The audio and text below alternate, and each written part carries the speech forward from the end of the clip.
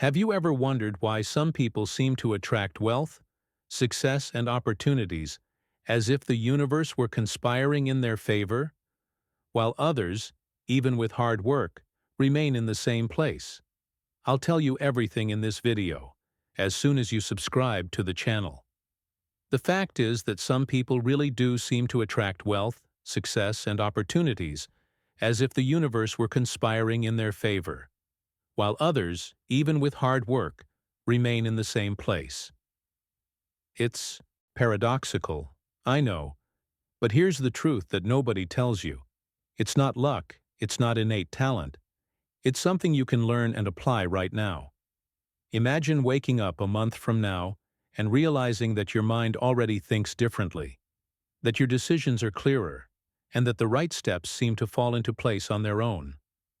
Most people believe they need to see results before they act, but what if I told you that action precedes certainty, and that you can start transforming your reality even before you have all the clear signs? Sounds counterintuitive, right? But it works. People who understand this create quiet wealth, build lasting power, and unlock opportunities that others only dream of. And here's the point that few realize: what you do today, while the world remains distracted, defines your tomorrow. During this video, you'll delve into powerful, easy-to-apply principles that have already transformed the lives of thousands of people. These aren't magic tricks, no, empty promises. It's practical strategy, mental discipline, and consistent action. And I'll show you exactly how to integrate this into your daily life. Now take a deep breath, open your mind, and get ready. The path to creating wealth, success, and power begins quietly, but will impact every area of your life in surprising ways. The burning desire that awakens the mind before the world. Have you ever noticed that some people wake up with fire in their eyes, and others wake up in "let life take me where it will" mode? Well, the difference is almost never talent, it's direction. And direction is born from a burning desire. It's the kind of desire that doesn't fit into a simple, "oh, that would be nice." It's a wish that becomes a decision. Like, "I'm done." With life on autopilot. When you decide what you truly want, your mind stops chasing distractions and starts chasing the path. And honestly, that's already half the battle. Now look at a detail that few people grasp.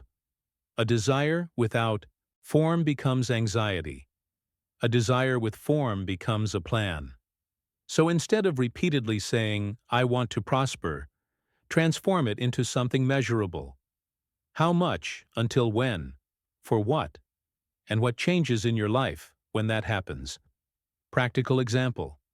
I want to increase my income by X reais by such and such month, offering such and such service, charged product. And I will use that money to pay off debt, help at home, gain freedom. The mind loves clarity. Without clarity, it invents fear. With clarity, it invents strategy. No kidding. And there's a simple, and somewhat funny, way to test if the desire is real. If you can't explain it in 20 seconds, it's because it's still unclear. Take a notebook and write 3 sentences. 1. I want. 2. Why. 3. I'll start by. And here comes a small but concrete action. 30 minutes a day studying a skill that increases your value. Readings that truly help. Think and Grow Rich. Napoleon Hill, for mindset and direction. The Richest Man in Babylon, for simple money principles. Atomic Habits, to transform intention into routine. And get this, when you name your desire, the next question appears on its own. Okay, but what's the written plan that makes this go from your head to reality? The written plan that transforms intention into direction.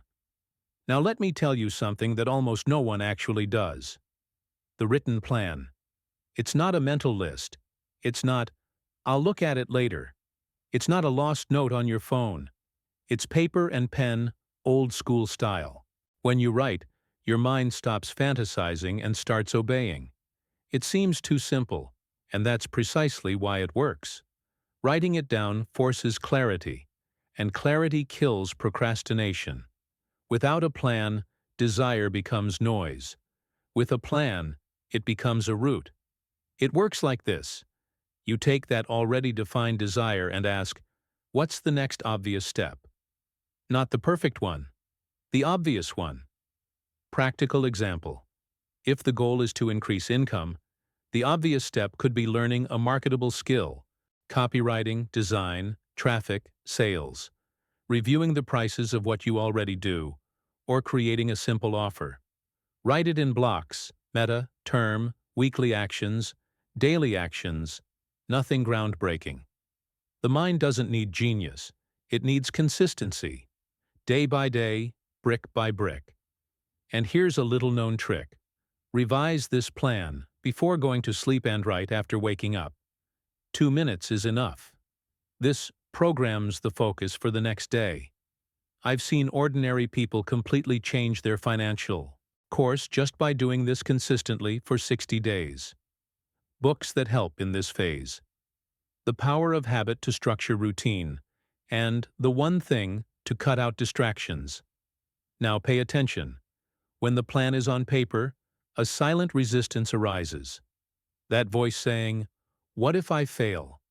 And that's exactly where the next law comes into play. A firm decision that eliminates doubt before it grows. There is an invisible moment when everything changes, and almost no one notices when it passes. It is the instant. A firm decision. It's not about motivation. It's not about the excitement of a pretty video. It's that internal choice that says, "I'm in." There's no plan B. Doubt certainly arises, but it loses its power when a decision is made. Ordinary people think confidence comes first. In practice, confidence comes later. After that you decide and act, even when you're afraid. Think about how many times you've postponed something waiting to feel ready. Spoiler alert. That feeling never comes. What comes is the habit of procrastination. A firm decision breaks this cycle. Practical example. Instead of, "I'll start studying when I have time," the decision becomes, "Monday to Friday, from 8 p.m. to 8:40 p.m., I study, tired or not." It's not drama, it's direction. The mind respects those who give clear commands. Hesitation generates noise. Decision generates inner silence. And here's a powerful turning point. Stop negotiating with your own mind. Every time you negotiate, "Not today, I'll do it tomorrow," you're training yourself to give up. When you decide, you're training your identity. Books that help strengthen this muscle. Essentialism, to learn to say no to the irrelevant, and Mindset, to understand that skill is built. Now notice, when the decision is made, a new challenge arises. Remaining firm when no one is watching. That's where the next piece of the puzzle comes in. The silent discipline that works while the world sleeps. Here's a somewhat uncomfortable, but liberating truth. What changes your life is almost never noisy. It's silent. It's repetition. It's discipline when no one applauds. Silent discipline is that internal agreement you keep even without motivation, even when it seems like nothing is happening. While many people seek quick results, you begin to build something that doesn't crumble. And yeah, at first it seems invisible, but invisible doesn't mean non-existent. It works like this. You transform decisions into small rituals. Nothing heroic. Read 10 pages a day, study for 30 minutes, review the plan every night, save a portion of what you earn, even if it's a small amount. Is it boring? Sometimes. Does it work? Always. A simple example. People who get rich rarely make spectacular moves. They make moves, consistent every day. No drama. Discipline creates an advantage that talent without routine cannot achieve. And pay attention to this detail. Discipline isn't rigidity. It's commitment to what matters. You don't need to be perfect. You need to be predictable. If you want to strengthen this, reading helps a lot. Financial psychology to understand behavior and deep work, to learn real focus. Now, when discipline starts to become part of who you are, something curious happens. The environment starts to react differently to you. People, opportunities, conversations. And that's exactly where the next topic comes in. The environment and the people that shape, or sabotage, your mind. There's something that acts silently, but weighs a ton. The environment. It's not just where you live or work. It's what you listen to, who you talk to, what you pay attention to. The human mind is imitative by nature. Without realizing it, you start thinking like those around you. If the environment normalizes complaining, scarcity, and fear, your mind goes into that mode. If it's normalized, it feels safe. And that's precisely the problem. A practical adjustment that changes everything. Make a mental hygiene daily. Reduce time spent on content that drains you and increase contact with ideas that lift you up. Simple example. Replace 20 minutes of random feed content with a podcast or audiobook that talks about strategy, money, or behavior. Titles worth your time. Napoleon Hill, Jim Rohn, Peter Drucker. For Vision, Ray Dalio. It's about principles. It's not about idolizing people, it's about borrowing mental patterns while you build your own. And there's no escaping it. Some conversations need to be shortened. Some bonds repositioned. It's not arrogance. It's self-preservation. You don't over-explain. You don't announce plans. You don't ask for permission. You just move. When the environment changes, the mind gains space to grow. And with that comes something even more delicate. The way you talk to yourself when you make a mistake or fail. That's where the next law comes in. Silent, yet decisive. The internal dialogue that builds identity or destroys progress. There's a conversation going on in there right now, and it never stops. The question isn't with you talk to yourself, but as most people sabotage themselves silently. They make mistakes and call themselves weak. They try and call themselves incapable. They fail and conclude that this isn't for me. The brain believes the tone, not the logic. If the internal discourse is one of doubt, the action comes out weak. If the tone changes, behavior follows. A practical adjustment that seems simple, but is powerful. Replace judgment with command. Instead of, "I'm bad with money," say, "I'm learning to manage money better." Instead of, "I always give up," say, "I'm building consistency." It's not self-deception, it's conscious reprogramming. The mind needs direction, not aggression. Here are some helpful readings. You Can Heal Your Life, Louise Hay. For internal language and the power of the subconscious mind to understand mental repetition. And here's the not-so-obvious point. It's not about repeating affirmations all day long. It's about aligning words with micro-actions. You say, "I am disciplined," and you fulfill a small commitment today. Identity is born from consistency. When this starts to happen, something changes deep down in your perception. You begin to trust yourself more. And this confidence opens up space for something bigger. Learning to use time as an ally, not as an enemy. Time as an ally. Strategic patience instead of emotional haste. Let me tell you something that almost no one accepts at first. Time is not against you. What hinders progress is emotional haste, that anxiety disguised as urgency. Haste makes you skip steps, compare what's happening behind the scenes to what's happening on someone else's stage, and give up too soon. Time, when used wisely, becomes a powerful ally. Think about it. Everything that truly grows, muscle, assets, reputation, takes time. And that's not delay. It's a process. In practice, using time to your advantage means stopping demanding immediate results and starting to demand consistency. A simple example. Instead of asking, "Why hasn't it worked yet?" The question becomes, what am I doing every day that guarantees it will work? 10 well-directed minutes a day can overcome chaotic hours. A good strategy is to work in 90-day cycles, with clear goals and weekly reviews. Books that help with this perspective. The Compound Effect and Principles, Ray Dalio. And here's the crucial detail. Patience is not passivity. It's continuous action without despair. You act, adjust, learn, and move on. When you understand, this time ceases to be an enemy and becomes an accomplice. But then a new test arises, perhaps the most subtle of all. How do you react when the first results appear and the ego tries to take control? That's exactly where the next point starts to weigh heavily. Strategic humility, growing without letting ego take the wheel. This is a delicate point because almost no one talks about it when things start to improve.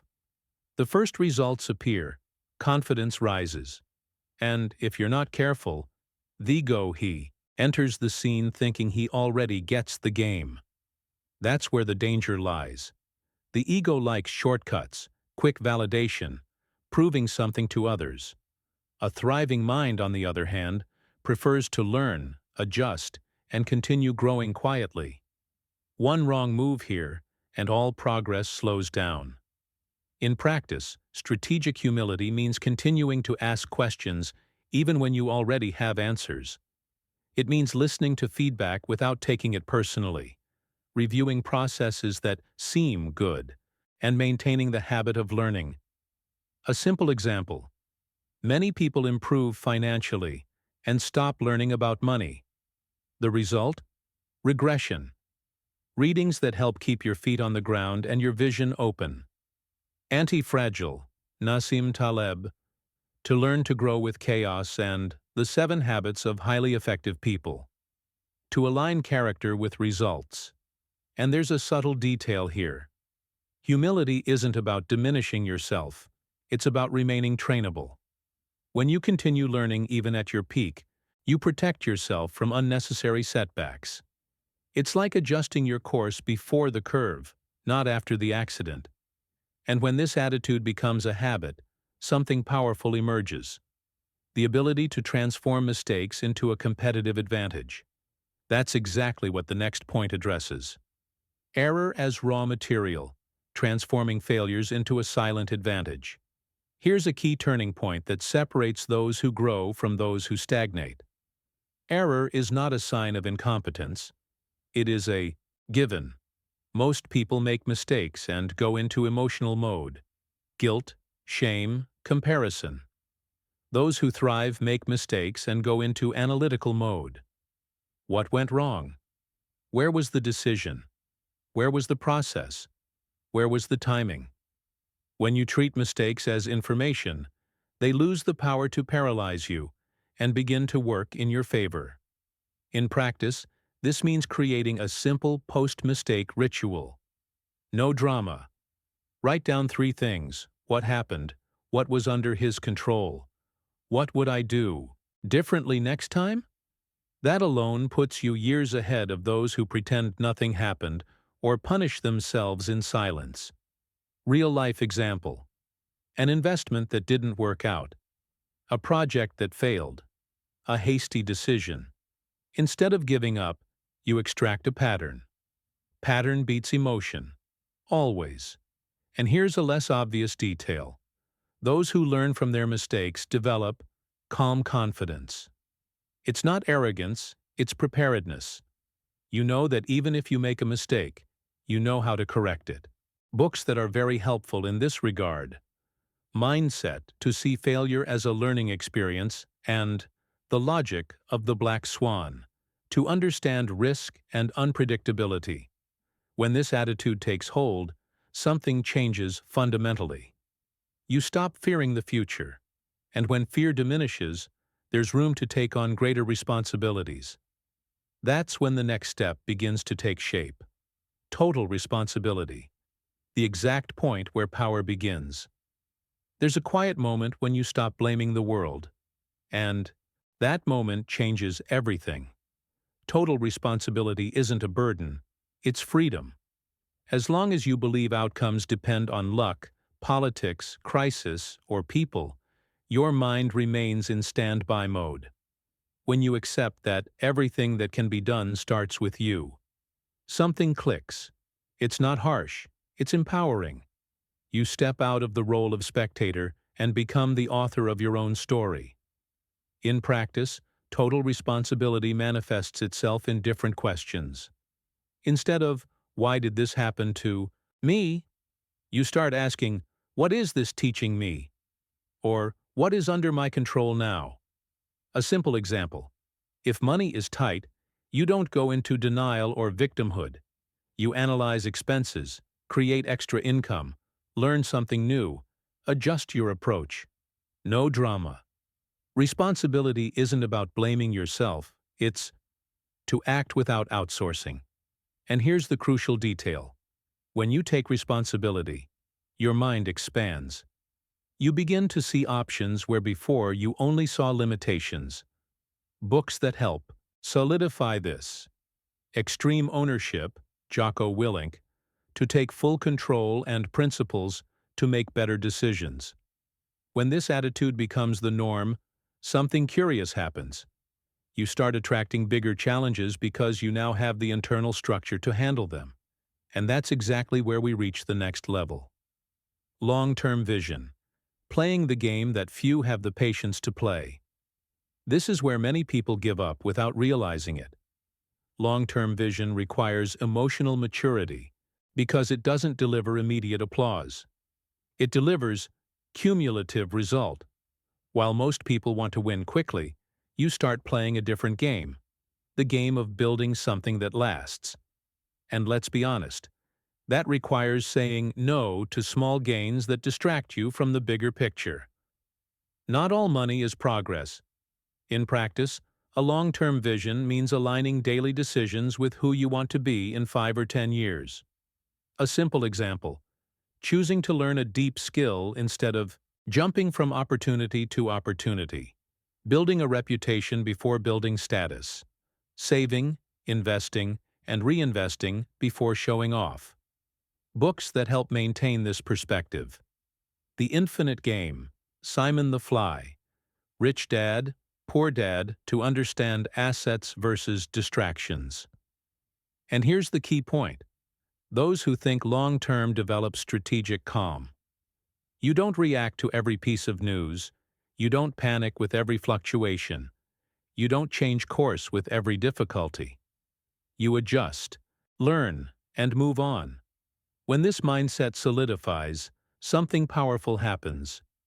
You begin to perceive patterns invisible to those who live in the short term. And it is precisely about these patterns that the next topic will touch. Focused attention. The invisible asset that decides who thrives. If there's one thing that's truly scarce today, it's not money. It's attention. Whoever controls their own attention controls their own destiny. Most people live reacting. Notifications, news, other people's opinions, false urgency. The result? Scattered energy, weak decisions, slow progress. When you learn to protect your focus, everything accelerates. And yeah, it's not about doing more, it's about do better what really matters. In practice, focused attention means creating clear boundaries. It involves setting uninterrupted schedules, silencing unhelpful devices, and prioritizing one task at a time. A simple example that works. 60-90-minute blocks of deep work, without a cell phone, nearby followed by a short break. It seems basic, but it's rare. Books that help train this: Deep Work, Cal Newport, The Organized Mind to Structure Information and Reduce Noise. And here's a less obvious detail. Focus isn't about infinite willpower. It's about designing the environment. You make the right things easier and the wrong things more difficult. When attention starts to stabilize, the mind gains clarity, and clarity brings something even more valuable: the ability to better choose where to invest energy, money, and time. It's at this point that the next piece of the puzzle begins to appear. Conscious choices. Where you put your energy defines who you become. There comes a point where it's no longer about working hard, but about choose well. Energy is limited. Time is limited too. Money is too. Every time you say yes to something, you're saying no to something else, even without realizing it. Most people get tired not from overexertion, but from too many bad choices. When everything feels important, nothing really is. Prosperity begins when you learn to choose with intention, not on impulse. In practice, conscious choices mean asking yourself before acting. Does this bring me closer to or further away from the life I want? This applies to invitations, expenses, projects, and conversations. A simple example. Accepting a job that pays now but steals all your time can delay your bigger plan. Sometimes the smartest choice isn't the most comfortable. Books that are very helpful in this filtering process include Essentialism, Greg McKeown, Decide, Chip and Dan Heath. And here's the fine detail. Conscious choices require inner silence. When you slow down, you listen better to your strategic intuition, the one that doesn't shout but gets it right.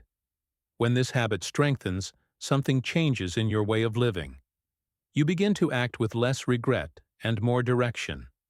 And this opens the way to the next level, aligning purpose with daily action. Applied purpose.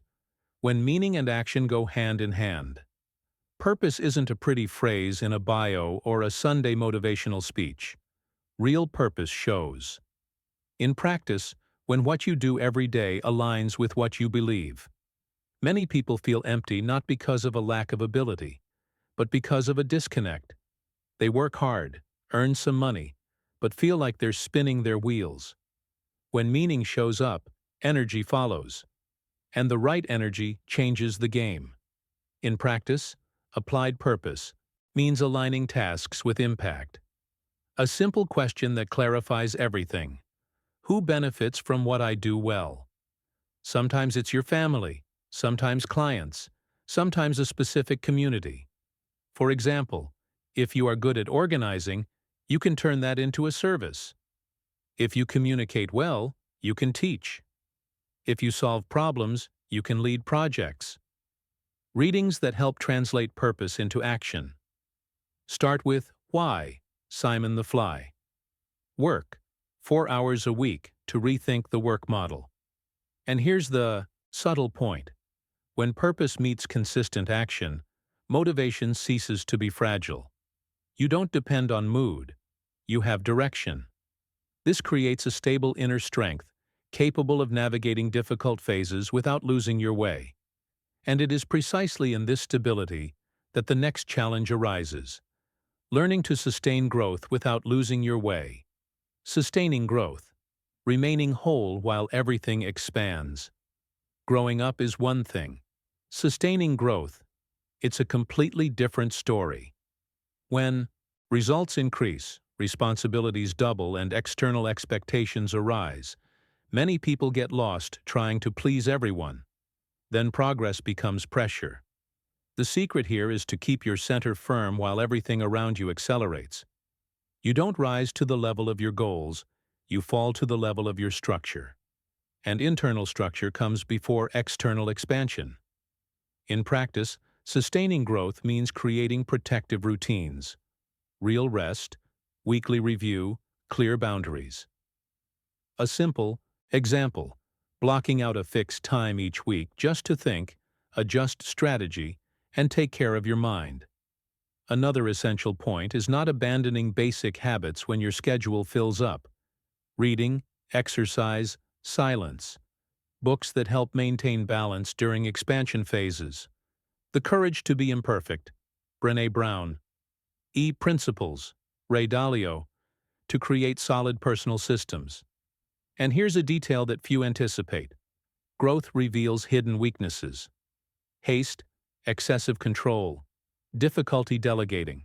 When you learn to observe this without judging yourself, growth ceases to be a threat and becomes maturity. And it is precisely at this point that the next stage emerges. learning to trust the process, even when you've already come too far to turn back. Trusting the process. Moving forward without seeing the whole path ahead. Here's something many people don't understand. You don't need to see the end result to act. Trusting the process means surrendering. Partial control face reality, knowing that every conscious step generates results. The mind wants certainty. Life delivers uncertainty. Those who prosper learn to act even with risk, even without a complete map. That's where faith meets strategy. And that's what separates those who try from those who truly succeed. In practice, trusting the process means planning, acting, and revising, but without micromanaging every detail. A practical example.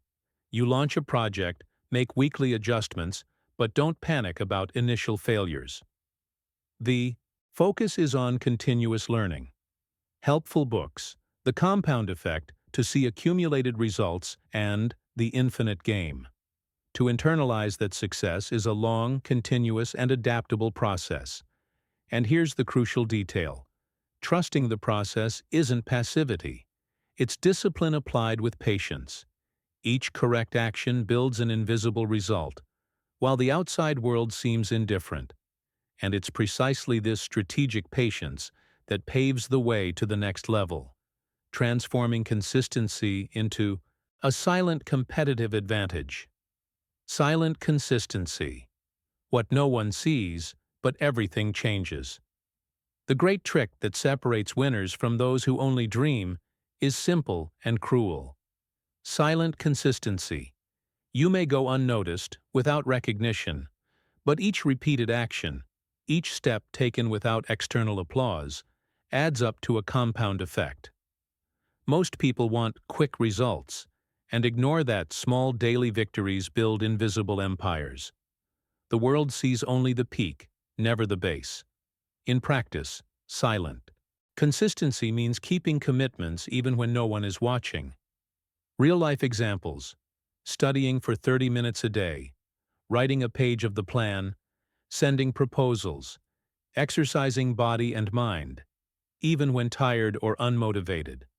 Books that reinforce this idea. Atomic Habits to establish a powerful, minimal routine. The Power of Habit to understand the triggers and rewards that keep the repetition alive. And here's the detail that few understand. Consistency generates inner confidence before it generates external recognition. You learn that you depend on yourself, not on luck or the validation of others. And when this silent force takes hold, it prepares the ground for something even more impactful, transforming each daily habit into a multiplier of wealth, success, and power. That's what the next topic will touch on. Habit multiplier. Each action creates a ripple effect. When you understand that every habit is a seed, you begin to see the world differently. Small, repeated acts don't remain isolated. They create a ripple effect, multiplying invisible results. Reading 10 pages a day isn't just reading. It's accumulated discipline, knowledge, reflection, and inspiration. Each habit generates another, and suddenly you realize you're ahead of those who seem to be lucky. In practice, habit multiplier means consciously choosing small actions with a large long-term effect. Examples: waking up early, planning your day, writing down goals, researching the market, investing in learning. Books that help reinforce this. Atomic Habits for Micro Habits, and The Compound Effect, to understand the sum of small actions. You begin to notice how minimal discipline transforms into maximum results. And here's the powerful detail. Each well-chosen habit strengthens identity and reduces impulsive decisions. When you internalize this, your life becomes self-propelling. The routine works for you, not against you. And it is precisely at this point that the next topic comes in, using strategic vision to align each habit with the final objective. Strategic vision, aligning each step with the final objective. Having a strategic vision is more than just planning. It's conscious alignment between action and desired result. Many act, but most act in the dark, wasting energy without direction. When each step is thought out to support the greater goal, you reduce waste, increase speed, and maximize impact. It's like building a bridge. Each stone needs to be in the right place, or everything collapses. In practice, strategic vision means reviewing plans regularly, prioritizing tasks that generate a multiplier effect, and adjusting course according to results. For example, when learning a skill, don't study randomly. Focus on what delivers financial results or increases authority. Helpful books, Principles, Ray Dalio. For structured decision-making and the one thing to maintain absolute focus on what's essential. And here's the not-so-obvious detail. Strategic vision transforms small victories into giant leaps. When you understand the effect of each step, you begin to act almost automatically, but consciously. And this intelligent automation prepares the ground for the next stage, transforming growth into a real legacy, something that continues even when you're not looking. Transforming growth into legacy, the impact that lasts. We've reached a crucial point. Growth is not enough if it doesn't leave a mark. True power lies in creating something that endures, beyond yourself, that positively influences people and environments. Many focus on immediate results, money, recognition, status, and forget that legacy is about multiplying value. Think long-term. What you build today can inspire, guide, and benefit others tomorrow. In practice, transforming growth into legacy means systematizing learning, creating processes, teaching, or sharing knowledge. A real-world example. Those who build businesses, in addition to profiting, leave behind a culture and a trained team. Those who master habits inspire family and friends. Readings that reinforce this vision. The Compound Effect for Cumulative Result, and Rich Dad, Poor Dad, to create wealth that transcends you. And here's the detail that makes all the difference. Thinking about legacy changes how you approach challenges. Every mistake becomes a lesson. Every difficulty becomes a learning story. Every silent victory becomes an example. And it is precisely this long-term, impact-oriented mindset that concludes our journey, but leaves room for reflection. Are you ready to apply each of these principles in your daily life? If you want, I can now move on to create an engaging introduction based on the title. Following Direction 6. Do you want me to do that? Turn knowledge into action. So after delving into these principles, the question remains, will you let these ideas stay only in your mind, or will you transform each step into concrete action? Think about it. Every habit, every decision, and every challenge you face today can become a springboard to wealth, success, and power tomorrow. Are you ready to truly act, or will you continue waiting for the perfect moment that never comes? Reflect on your recent choices. Have you been prioritizing what truly matters? Have you been controlling your attention and energy, or have you allowed distractions and doubts to dictate the pace of your life? Every conscious action you take is an invisible investment in your future. So, are you going to let it pass by, or are you going to start building the life you deserve right now? Remember, no one will hand you success, but you can achieve every quiet victory, every daily habit, and every strategic decision. Subscribe to the channel, turn on notifications, and come learn with me how to apply these laws practically, step by step. Comment below. What will be the first step you take today to create wealth, success, and power in your life?